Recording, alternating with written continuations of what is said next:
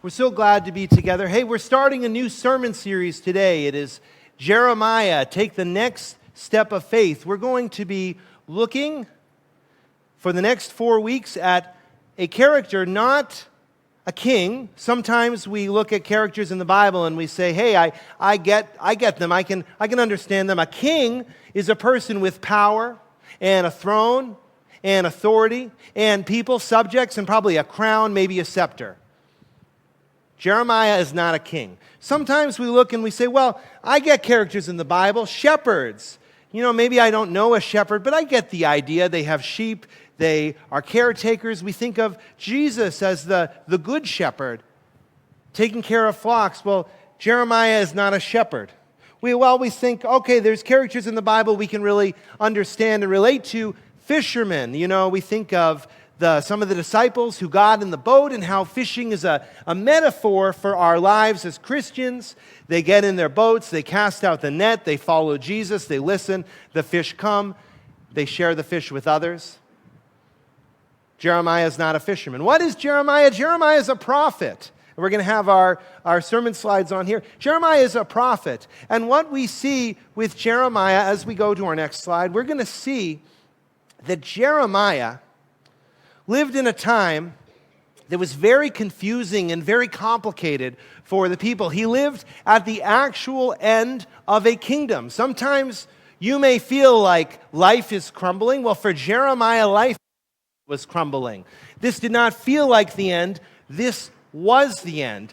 Yet, God called him to be a prophet. And again, we say, what does a prophet mean? We can think of prophets a few ways. First of all, they have words and they have lives. Let's talk about their words first. A prophet's words do two things, as we stay on our previous slide. A prophet's words do two things. Here's what they do. They foretell. What does that mean? It talks about the future. We think of that prophetic word that's talking about the future, certainly. Okay.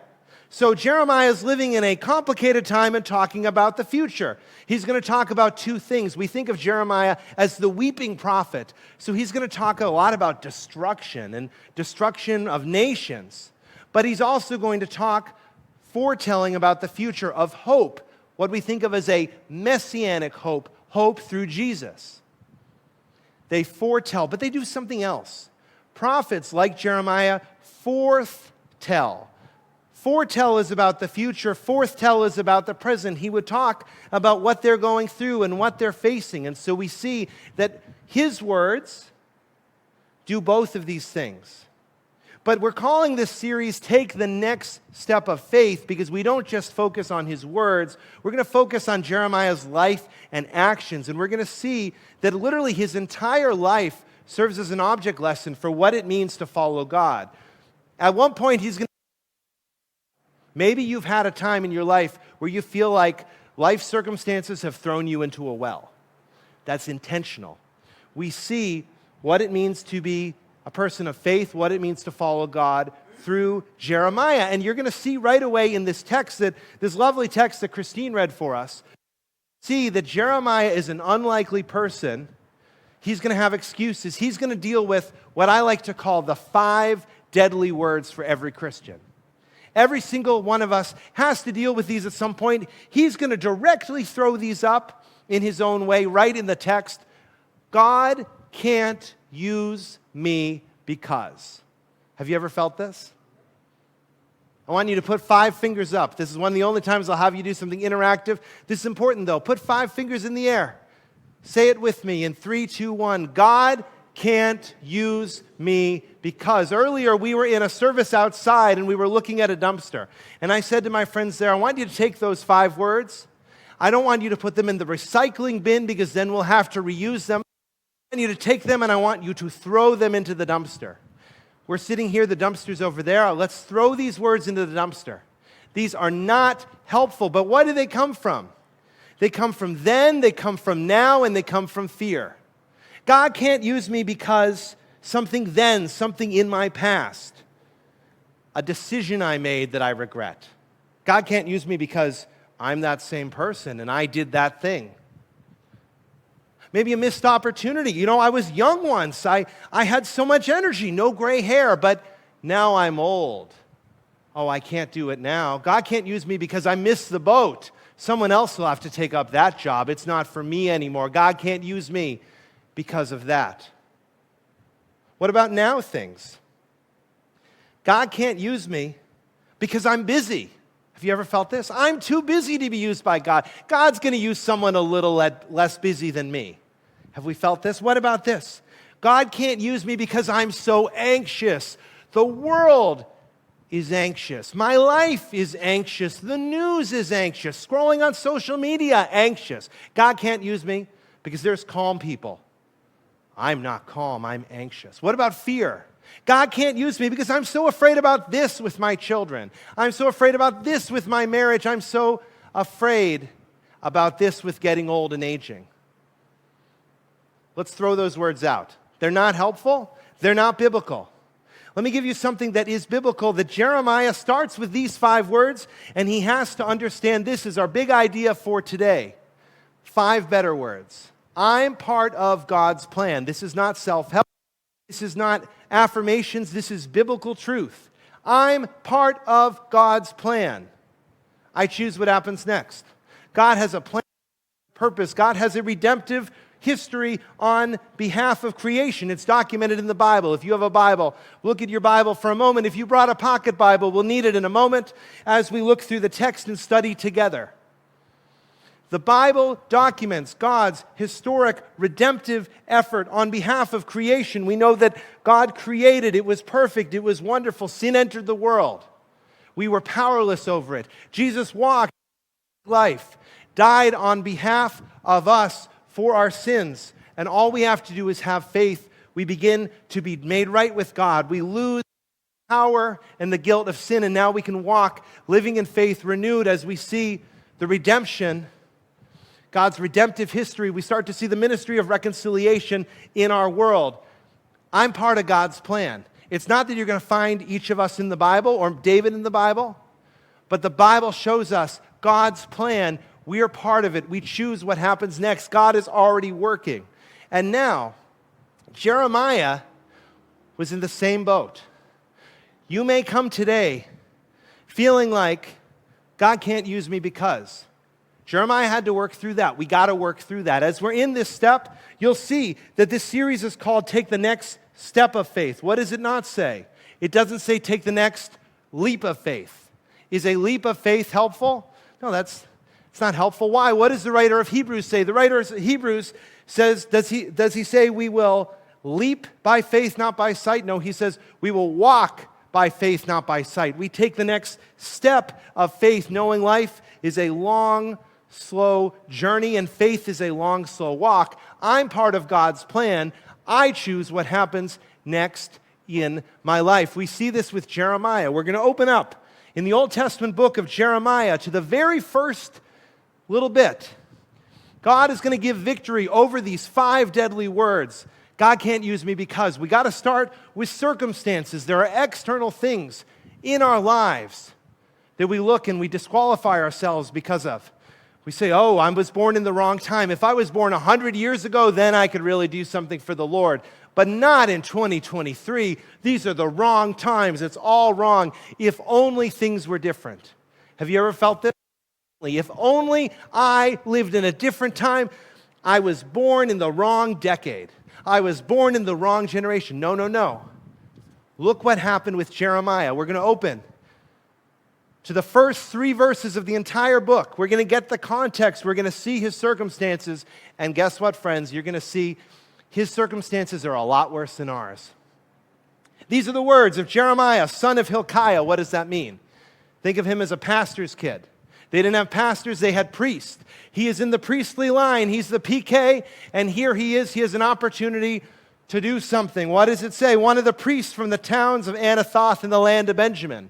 What does that mean? That means he's from the tribe of Benjamin, the smallest tribe in the lower kingdom of Judah. At this point, the upper kingdom of Israel has been destroyed.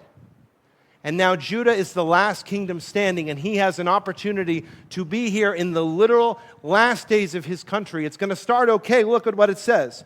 The Lord first, verse 2, gave messages to Jeremiah during the 13th year of the reign of King Josiah, the last good king, son of Ammon, king of Judah. The Lord's messages continued throughout the reign of Jehoiakim, Josiah's son, until the 11th year of the reign of King Zedekiah, another of Josiah's sons. In August of that 11th year, the people of Jerusalem were taken away as captives. What does that tell us? That tells us the entire plot of the entire book of Jeremiah. You just got it in 3 chapters. All of it right there. We're now going to learn more as we read through Jeremiah, as we study for the next 4 weeks. But what you're going to see is everything is right there. He's in the last days of his country. I want you to imagine it like this. Imagine being in the last days of Kmart. Imagine that Jeremiah is not a prophet, but he is an executive from a family of Kmart executives in 1998. And he's so excited because he's going to be the next great CEO of Kmart. They're going to solve Y2K together. What's the problem? Kmart went down. Who's been to a Kmart recently? We haven't been. It's gone. Just as things were okay when he's young, kind of like growing up and saying, I can't wait to be an executive in Kmart. But now, as he's getting older, finding his voice, everything is crumbling. He has circumstances that are crushing.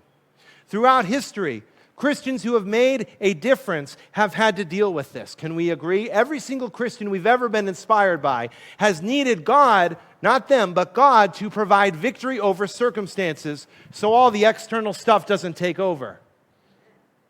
I want to tell you about a guy named John. Oh, it says his name on the screen. Outdoors, it was so much better without the visual. Well, we're going to still call him. Pretend you don't see his last name. I'll tell you about my friend John. John was this really harsh guy. He loved religion, and he loved reading the Bible, and he loved being better than people. So when he went to college, he didn't play beer pong, he didn't go to frat parties. You know what he did? He joined the Holy Club, and they got together, and they felt holy together, and they felt amazing. And what changed in his life? Nothing. He was miserable. So then he said, I'm going to go across the sea to America, and I'm going to spread the Bible. Not the gospel, but I'm going to share the Bible. He didn't have a personal relationship. He goes there and he fails. Why does he fail? This is all about rules, and he's harsh, and he's cold, and he's angry, and he's bitter, and he's vindictive, and he gets kicked out. And he keeps failing to the point where he's 35 years old. Still a young man, but feels like a failure. And he has failed. Things have not gone well for him. And suddenly, experience.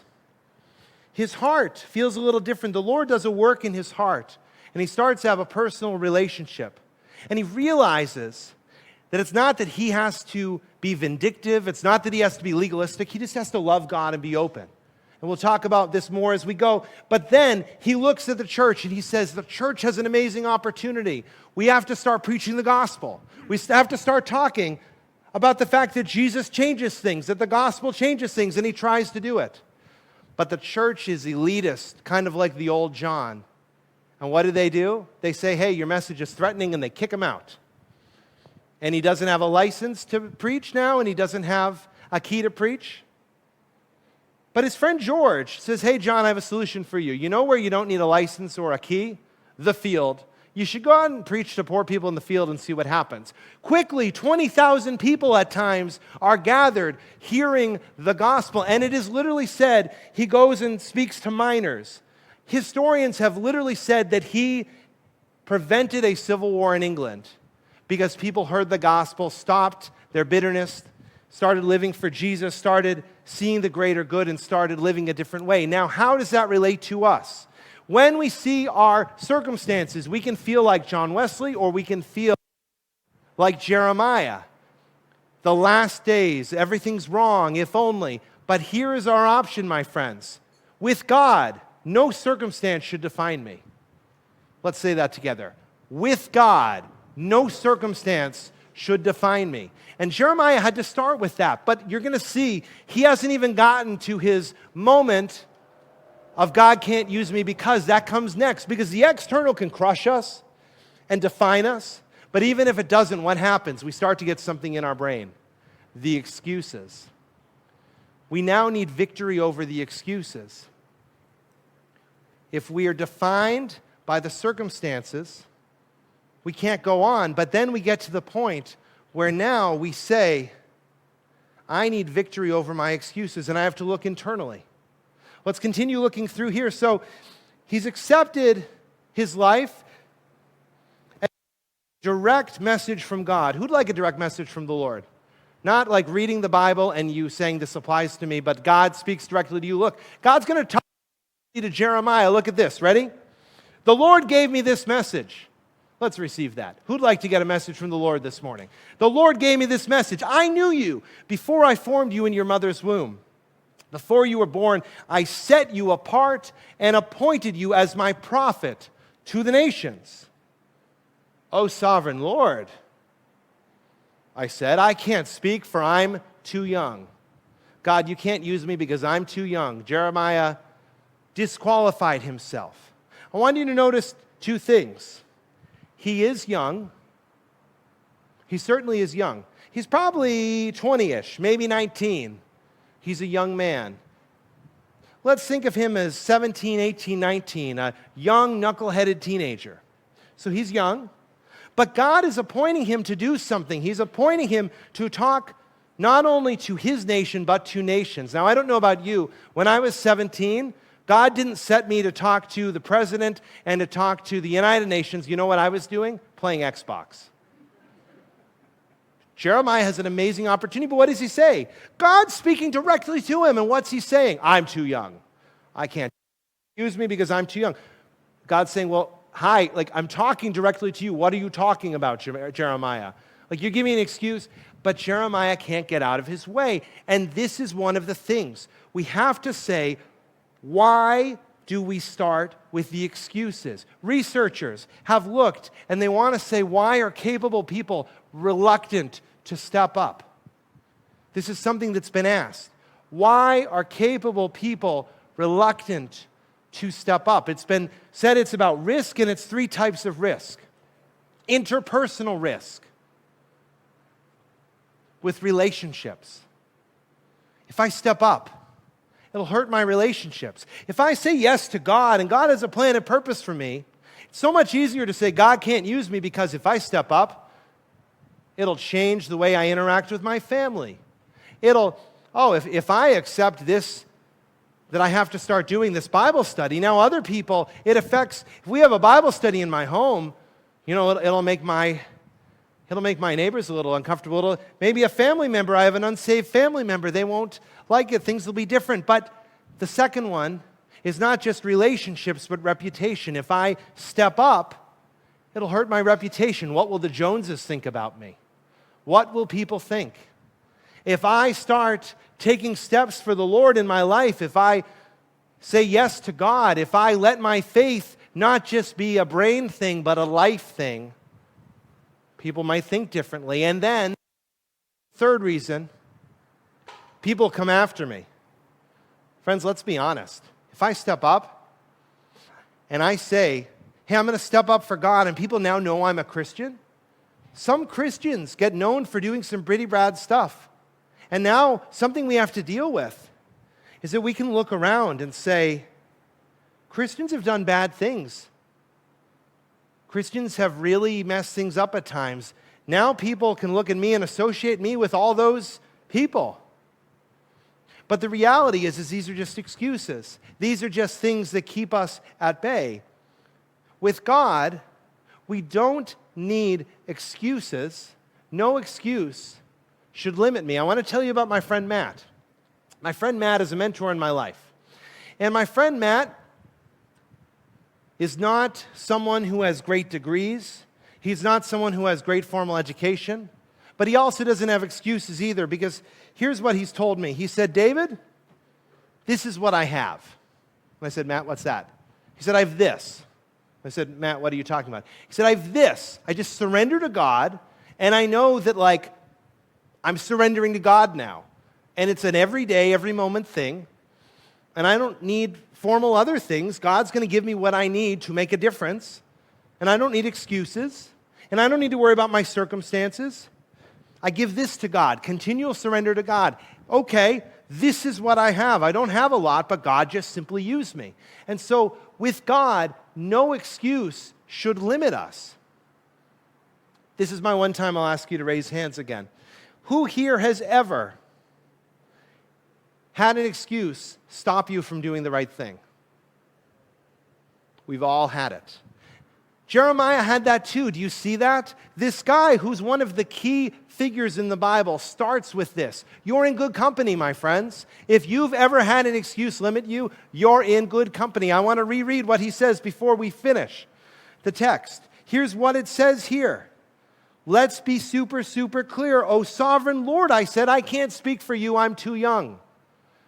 But with God, no excuse should limit me. Not that I need to self-will my way or bootstrap my way, but I need to let go and say, okay, God, I have this. And this means no excuses. This means I'm ready. Okay, no excuses. And Jeremiah had to get there. And now, let's see how he found victory over the 5 deadly words. It's because God has a plan. Those 5 deadly words, God can't use me because, are lies. Instead, 5 better words. I'm part of God's plan. God has a plan. God has a plan and a purpose for your life, for my life, for Jeremiah's life. Let's look at what it says here. The Lord replied, wouldn't it be nice in your moment where you're feeling dark and despair and anxious and frustrated for the Lord to reply directly to you? We're going to stay on the previous slide. Wouldn't it be nice for the Lord to reply to you? Look at what he says. Don't say I'm too young, for you must go wherever I send you and say whatever I tell you. And don't be afraid of the people, for I will be with you and will protect you. I, the Lord, have spoken. Now, there are sometimes we take what God says in the Bible, really slow it down, and we look and we say this word means this thing, and look and notice this, and those are wonderful, and those are great. And we invite you to pull out a pen and to jot something down in a notepad or in your Bible.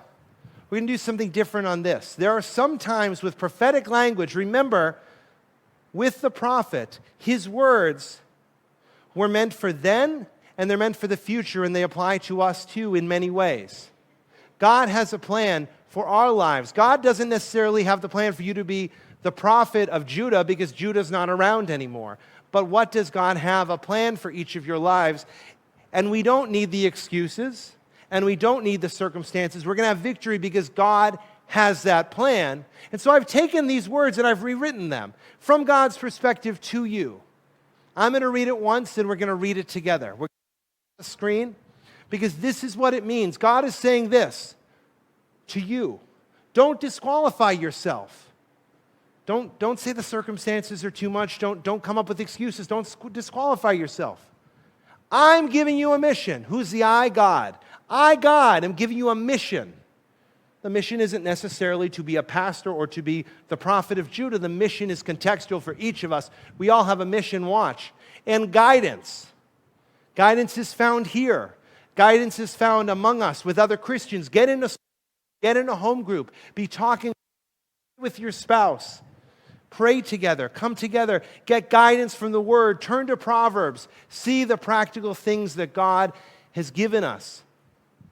And guidance. I'll be with you 100% of the time, so you have nothing to fear. Love God. So we're going to read this together, because this is really essential as we're looking.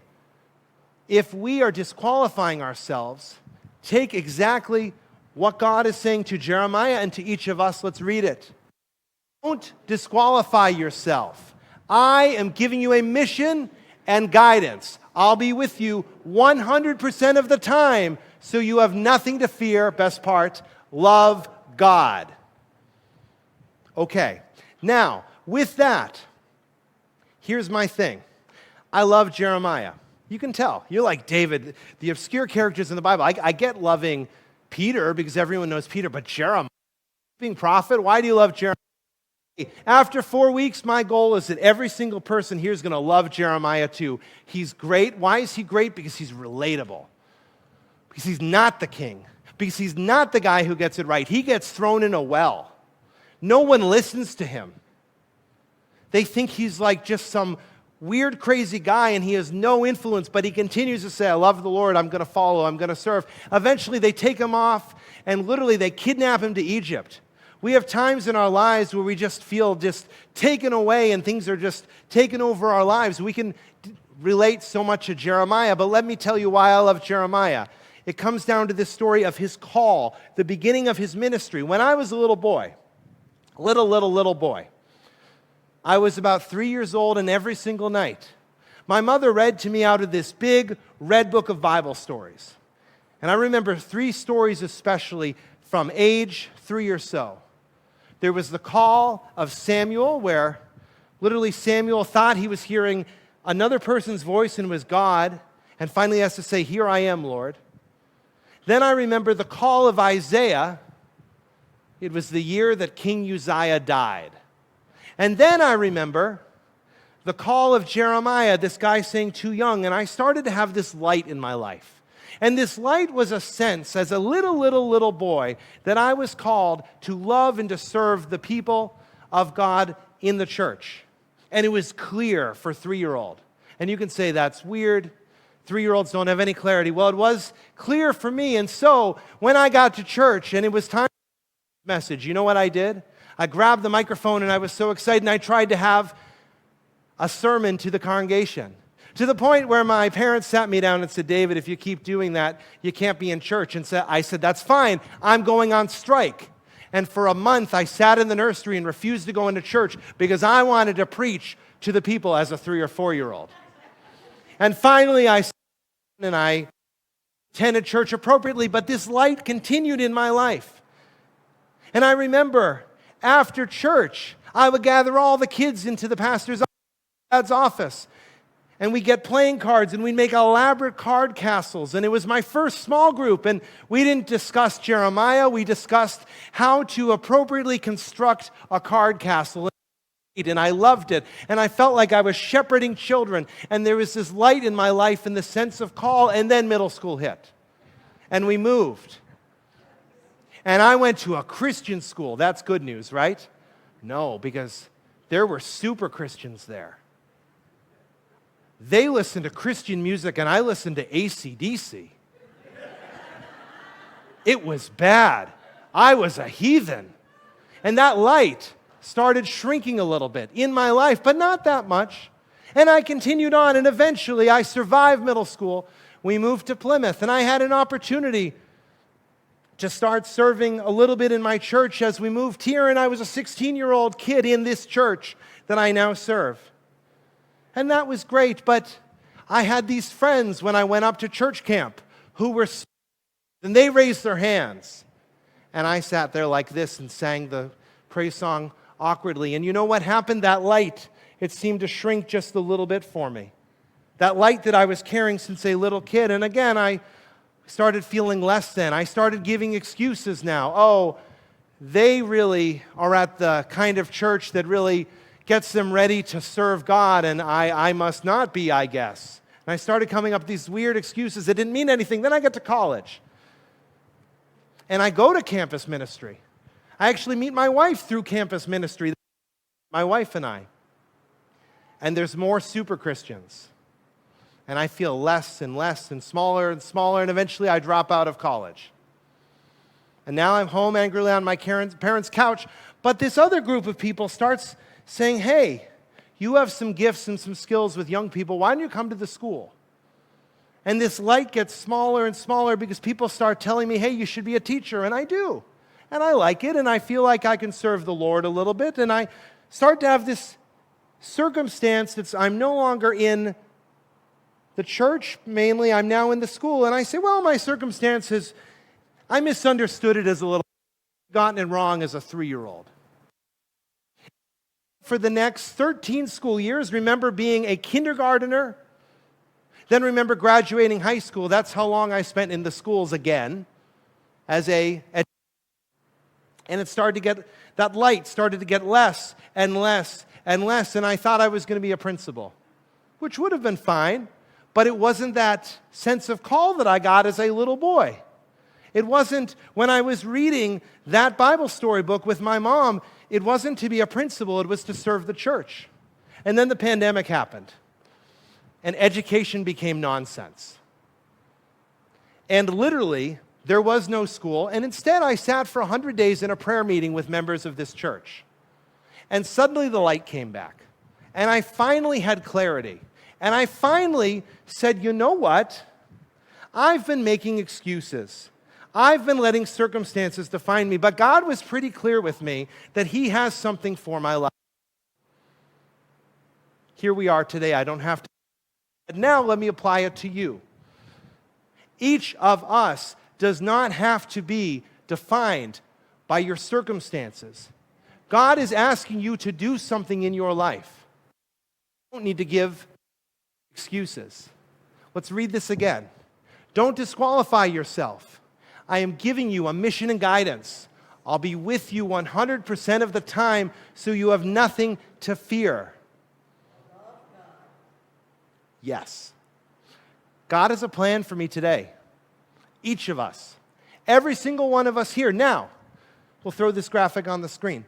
God has a plan for every single one of us today. Every single one of us today.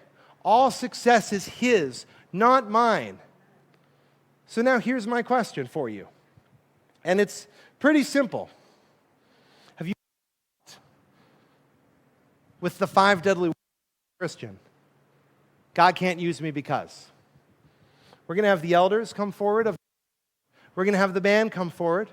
We're going to have a time to sing Jesus Messiah. What is that about? As the elders come forward, let me clearly articulate this. Maybe you're struggling with God can't use me because you haven't received salvation. You haven't been saved. And we'll leave this on the screen. Maybe you're struggling with this because you know that God created creation perfectly. Sin entered the world. We're powerless. Jesus came, lived a perfect life, died on our behalf, rose again, and all we have to do is by faith accept it. Maybe you haven't received that. So as the elders are forward, when you're coming up today and struggling with God can't use me because, maybe you need to receive salvation. Or maybe you fall closer into the David camp where you're walking with the Lord, but either a circumstance or an excuse is in the way. Let's do some business with the Lord. Come forward, pray, and let's help you take some next steps.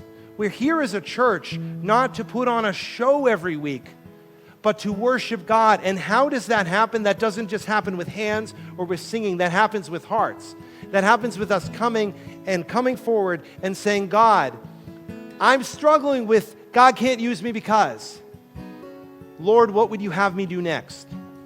That's why we're studying Jeremiah, taking that next step of faith, not the leap. We walk by faith. We walk by faith, not by sight. So come forward. Let's